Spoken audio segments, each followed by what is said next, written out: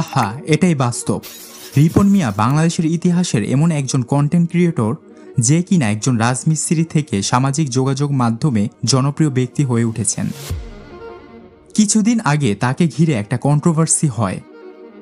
এখন রিপন মিয়া যে একজন সাধু মানুষ সেটা আমি কখনোই বলবো না।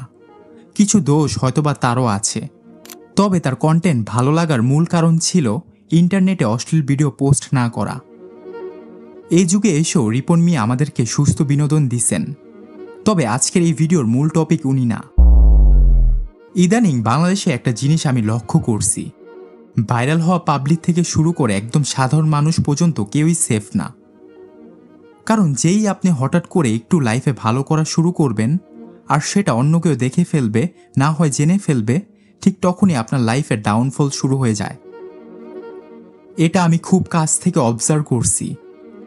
যারা এখনো বুঝেন নাই আমি কি নিয়ে কথা বলছি, আলহামদুলিল্লাহ তারা হয়তো এখনো বদনজরের শিকার হন নাই।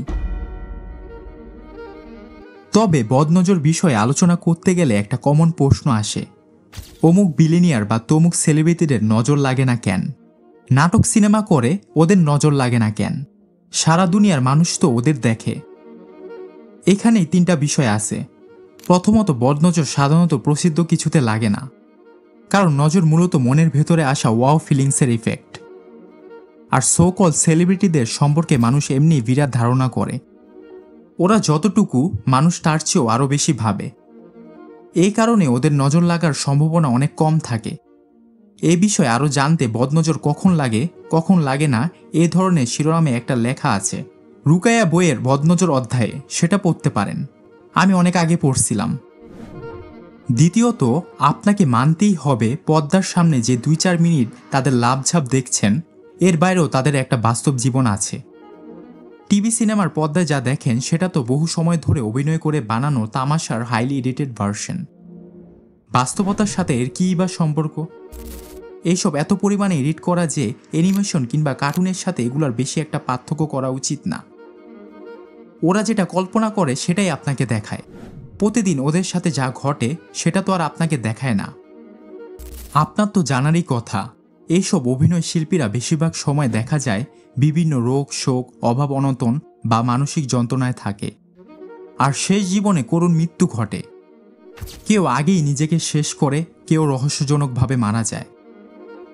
এমনই একজন ছিলেন বাংলাদেশের কিংবদন্তি অভিনেতা সালমান শাহ।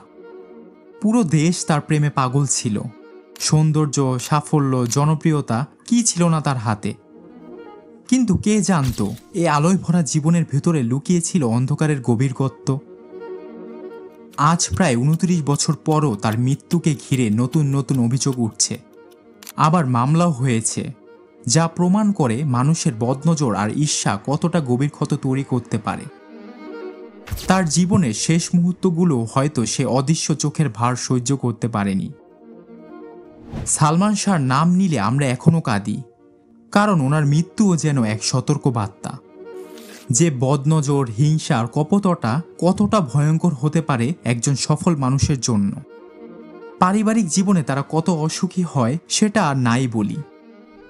গত 2 বছরে দিনী বদদিনী কতজন সেলিব্রিটি বিচ্ছেদের কাহিনী হাটবাজার হলো, তা কি নাম ধরে ধরে মনে করিয়ে দেওয়া লাগবে?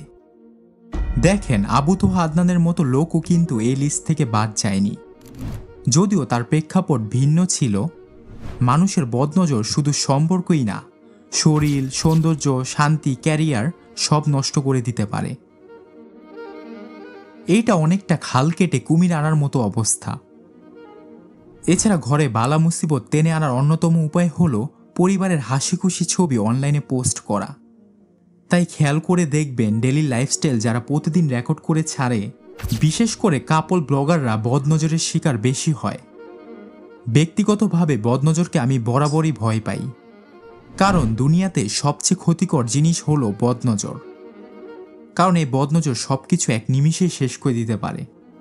অসুস্থতা তৈরি করতে পারে, সীমাহীন দুর্ভোগ আনতে পারে, এমনকি মৃত্যু ঘটাতে পারে এর প্রভাবে। শেষ কথা হইল, এখনো যারা বদনজরে বিশ্বাস করেন না সেটা সম্পূর্ণ আপনাদের ব্যাপার। তবে ধর্মের মাধ্যমে বদনজর প্রমাণ করা গেলেও বিজ্ঞান দিয়ে তা প্রমাণ করা এখনো সম্ভব হয়নি।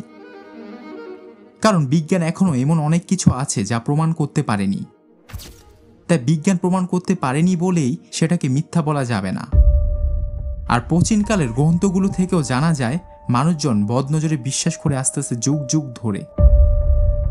তাই ফেসবুকে নিজের সুখ প্রচারে সাবধান হন, কারণ আপনার সুখ কষ্টে পরিণত হতে বেশি সময় লাগবে না। সুখকে নিজের ইবাদতের মতোই গোপন রাখুন। দেখা হবে আবার নতুন কোনো এক ভিডিওতে। ততক্ষণ ভালো থাকুন, সুস্থ থাকুন। আল্লাহ হাফেজ।